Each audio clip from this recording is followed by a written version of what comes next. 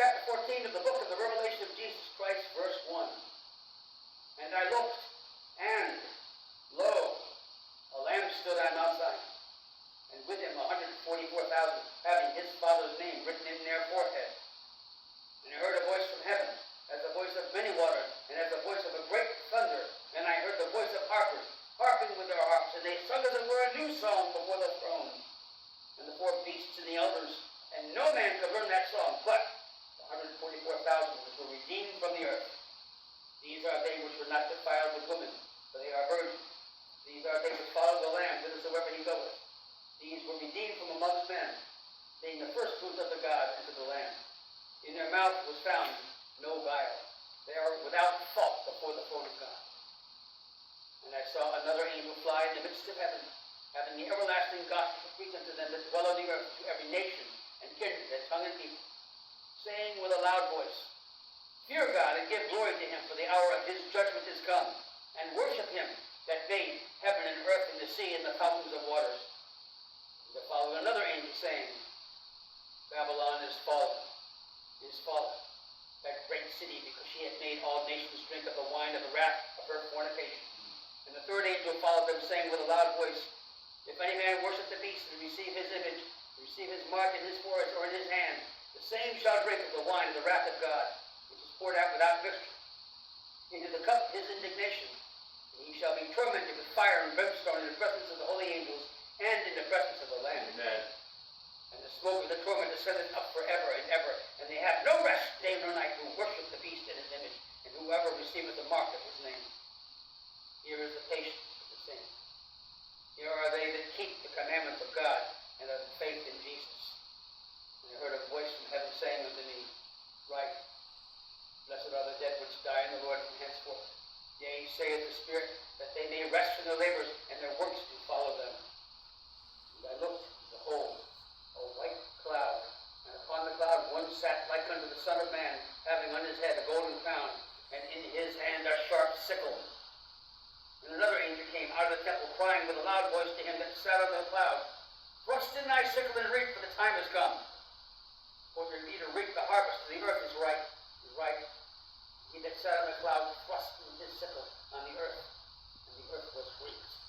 And another angel came out of the temple which is in heaven, he also having a sharp sickle. And another angel came out of the altar, which he had power over fire, and cried with a loud voice, and had the sharp sickle, saying, Thrust in thy sharp sickle, and gather the clusters of the vine of the earth, for her grapes are fully ripe. And the angel thrust in his sickle unto the earth, and gathered the vine of the earth, and cast it into the great winepress of the wrath of God. And the winepress was trodden without the city, and blood came out of the winepress, even unto the horses' bridles, by the space of 1,600 furlongs. Wow. A lot of things happening here. I can see already we'll make it through this whole chapter tonight. So let's just go back to verse 1 and see how far we go here. Again, he says, I looked, and you see in verse 1, John could see, but he could also hear. A lamb stood on Mount Zion, and with him 144,000 having his Father's name written on their foreheads.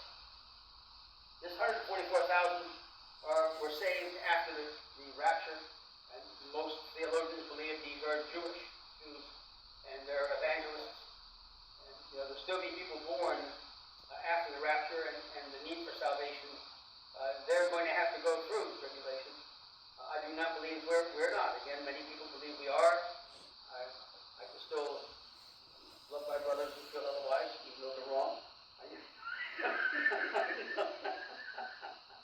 Those of us who've got this thing figured out, Those who don't can be very annoying to those of us who do that. I'm not saying that. A lot of things they don't have figured out. I'm just sharing and joking. We're going to have a little laughter on this chapter. But his Father's name written in their foreheads. Now remember, this is the first time we've seen this in Revelation 5:6. And behold, we saw the Lamb here, and in the midst of the throne and of the four beasts, in the midst of the elders stood a Lamb that had been slain. This is the first time we see him there. We see him again now on Mount Zion. In Revelation 7, verses 3 to 4.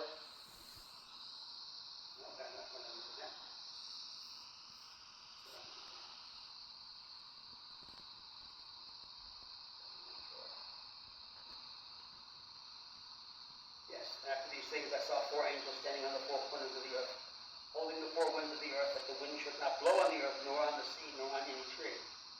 And I saw another angel ascending to the east, having the seal of the living God. And he cried with a loud voice to the four angels, to whom was given to hurt the earth and the sea, saying, hurt not the earth, neither the sea, nor the trees, till we have sealed the servants of our God in their forehead.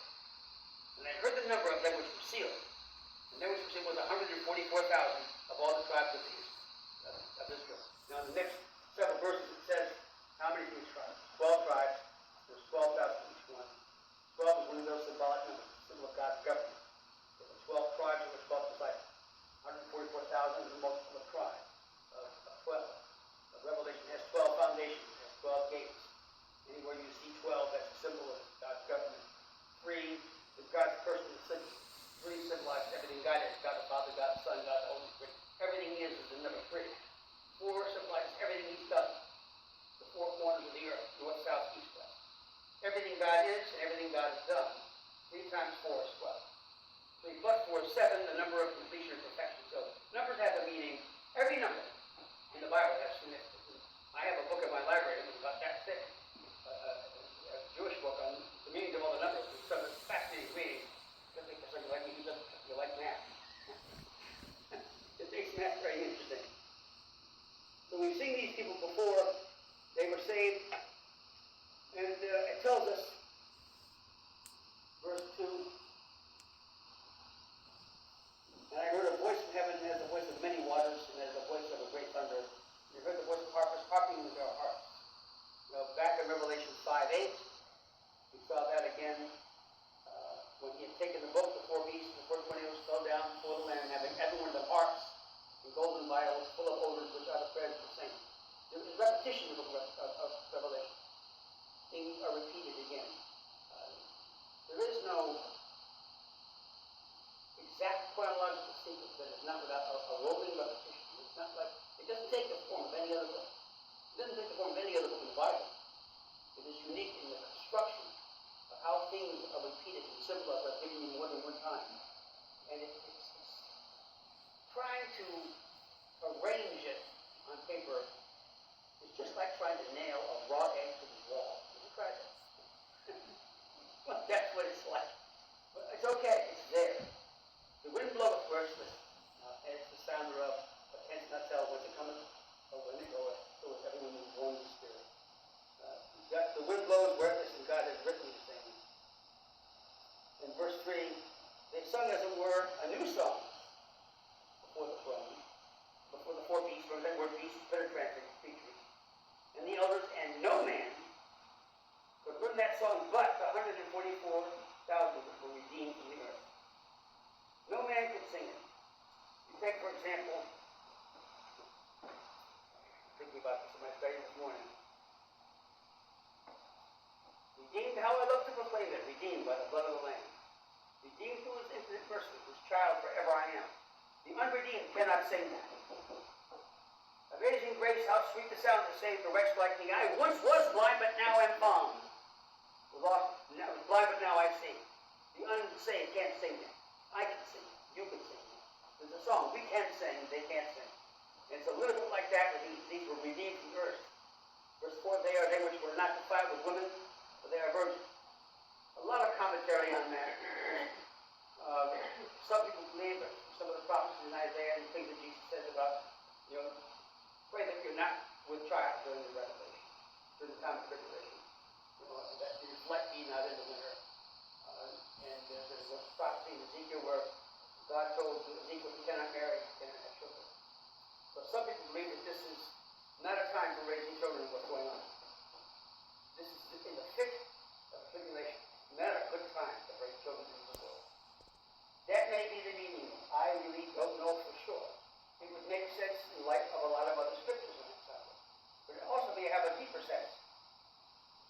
This whole thing, we're going to see how Babylon is fallen. If you really do read a good book about Babylon, that's where everything started.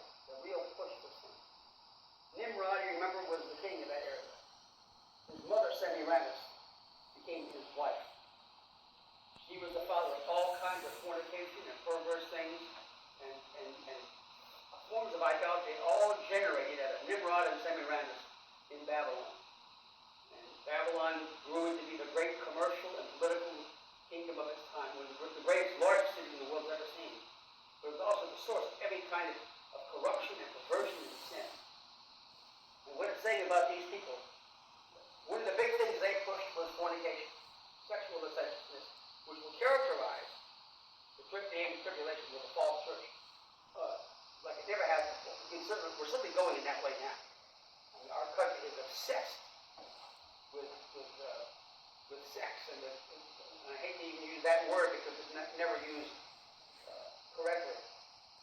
We should never be ashamed to discuss what God was not ashamed to create. When God created physical intimacy between a husband and a wife as a sign of tender affection and of love and of honor and reverence. And if you read, study carefully what it says in Corinthians, it's a symbol of Christ in his church. That's lifting this intimacy up to a higher plane where it is supposed to be. It's supposed to be a high, holy thing. And I've never shunned for preaching it that way. And you know, it takes it out of the gutter and puts it up where it's supposed to be. And these people lived holy lives. They were able to stay pure. These 140 in the midst of all the pressures of the century. It's I think it has a sense of them not being defiled. That has something to do with that. Verse 5 says, in their mouth there found no guile. And there's two Greek words for guile, pseudos, philos. Two Greek words for guile. One means lie, and that's pseudos. And the other means deceit. Pretty much means the same thing, whichever translation you have. The King James translates as guile, and other things translate deceit. The devil is the father of lies. And people are imprisoned by deceit. They're deceived by the devil. He's the father of lies. Every sin has got a lie behind it. But these people spoke, there was no guile. They only spoke the truth. You know how rare that is? We're all born into a culture of lying. And it takes so many fools and exaggeration. You know, hyperbole, even in the terms of English language, is described as exaggeration in the service of truth. But I figured that one out for you about it. But you know, we will shave some things off, something for income tax. We'll make ourselves look a little bit better on a job application. We'll lie to get out of a punishment. You know, we're just inclined to do all of this stuff. You know, there's so many ways to lie. So many forms it takes. But these people, there was no lie. They spoke only the truth. They were of that one who said, I am. They were like unto him. In your mouth is found no guile, for they are without fault before the throne. And once again, that Jesus 5:27 pops into my mind about what the church is supposed to look like. That he might present to you a glorious church, not having spot or wrinkle or any such thing, that should be holy and without blemish. The only way you can have a holy church is have everybody in it be holy. Church is not the building, it's you. You know, I was reading Dr. McQueen's commentary. I love his sense of humor right between the eyes, Dr. McQueen. He says, he says, I know I'm a sinner, but I'm only saved by grace. And I'm a bad lot. You know, I'm saved by grace, and I'm just as bad as anybody was. And don't look down your nose at me because you're just as bad too. He can say those things and he can get away with it. But these people were faultless before the throne. Now, in verse 6, and I saw another angel fly in the midst of heaven. That really means around noon. There's other interpretations of that. There's three words for heaven. One of them involves the atmosphere that surrounds our planet. When the Bible says the fowls of the heaven, birds in the sky. The second meaning for heaven is the abode of the stars of the heaven. The third word for heaven is used here. Olanos is the abode place of God. The fire is probably in the sky. Having the everlasting gospel, the preachers of them that dwell on the earth, to every nation and kindred and tongue and people. I don't know what it is about this verse. I've never been able to get to the top of this mountain. This verse, I've always loved it. I've always wanted, when that angel was departing on this mission, I wish I could have said, go get him! Go get him! Get that gospel out there! Tell them the truth of Jesus! Hope to hold nothing back. Can you imagine what it sounds like to hear an angel preach? Wow. You're not going to hear that here. What would that sound like to hear this angel preach the gospel? The everlasting gospel, the gospel of God, the peace, the gospel of Christ, the glorious gospel, the gospel of the kingdom, the good news. The word gospel, euangelizo, means good news. That's what it means. The good news is you can live forever in heaven. You can have a life down here that has peace, purpose, promise, joy, health, faith, victory. You can have a sound marriage. You can have kids that you love and love you. You can have a home that has a joy to the end and you hate to leave it. You can have health. You can have a career. You can have all the good things in this earth and in heaven too. You don't have to die. You don't have to have your life in the gutter. You don't have to have a lot of trash in your rearview mirror. You have to get rid of your rearview mirror. He'll take it out so it's out of your own memory. He'll cleanse you. It's good news. You can live forever. With no pain, no sorrow, no death. Never again a problem. You couldn't find a Kleenex box and have a Band-Aid. You don't need them there. Boy, that's good news. You get life down here and heaven after that. And you can't give it away. People will stay up all night long before Black Friday in a parking lot at Walmart. Sleeping in a sleeping bag on a parking lot in the cold. You get there when they open the doors for Black Friday to buy something that's either going to be break, be stolen, outmoded, or wear out. They'll do that for that, but you can't tell them how to get to heaven for free. It's already paid for. That's the gospel. That's the good news. It never gets old. Why is it we can't give it away? I've heard a lot of preachers have read a lot of things. Preachers say the same thing. They won't take it because we're blinded. That's the whole thing about the study of spiritual blindness. People don't see the goodness of God. They don't know it. They don't know that He's a good God. That He loves them. He yearns to forgive them. Strengthen and heal them. Even within the church. You know, if our faith isn't where it is, we're not receiving all the benefits of God we should. Most Christians I know don't. I've counseled Christians for a long time, and sometimes I've said that they're not in this book. They're not studying this book every day, and they should be. You should be, I should be. You eat every day, this is food for your soul. This strengthens your faith. It gives you wisdom and knowledge. It gets into you. It colors your thinking. It's there when you need it. Something happens to you, and when you are bumped, what's in you spills out. This word is nigh unto your heart. It's in your soul and spirit. You're breathing it in, you're studying it. When you get bumped, the word comes out. When fear knocks on your door, faith answers it. When tribulation comes along, Jesus is right there off the pages of this scripture to open the door and tell him to go away.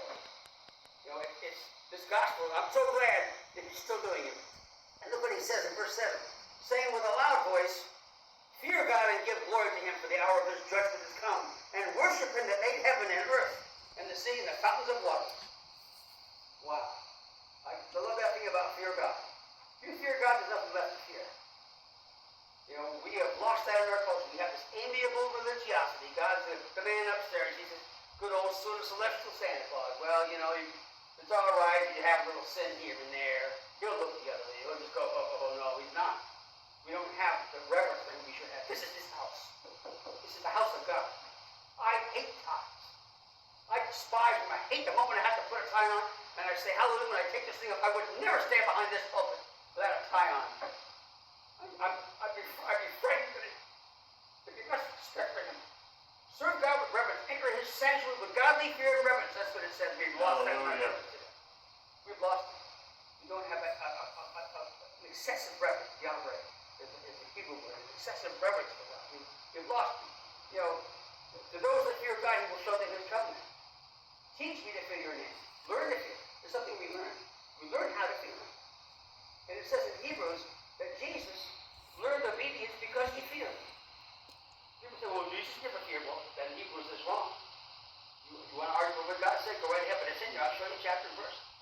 He had an excessive reverence for His Heavenly Father. And if He did, He needed. We've lost that. We've lost it in church. So you don't have it in the world. Verse 8 and the following, another angel. Notice the same with another angel. We have another angel here.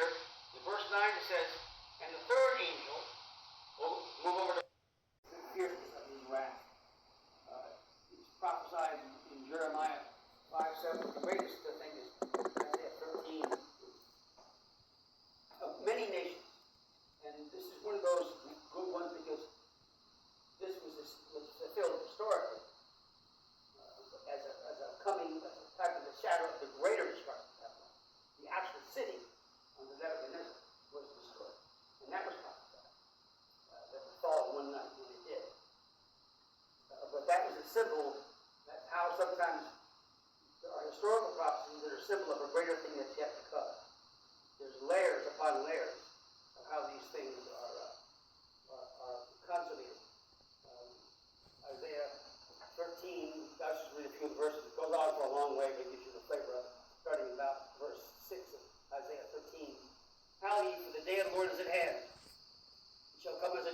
instruction from the Almighty. Therefore shall all hands be faint, and every man's heart shall melt. And they shall be afraid. Pangs and sorrow shall take hold of them. They shall be in pain as a woman that travaileth. They shall be amazed one another. Their faces shall be as flames. Behold, the day of the Lord cometh, cruel, both with wrath and fierce anger, to lay the land desolate. He shall destroy the sinners thereof out of it. For the stars of heaven and the constellations thereof shall not give their light. The sun shall be darkened in his going forth, and the moon shall not cause her light to shine. And I will punish the world for their evil, and the wicked for their iniquity. And I will cause the arrogancy of the proud to cease, and will lay low the haughtiness of the terrible. And it goes on for about 20 more verses, but I think it's got flavor. You don't want me to take too much of that, right? It's all over and stuff. That's the final. I will punish the world for their wickedness. Some of these things we've already studied. The moon and the sun not giving the light. See how these things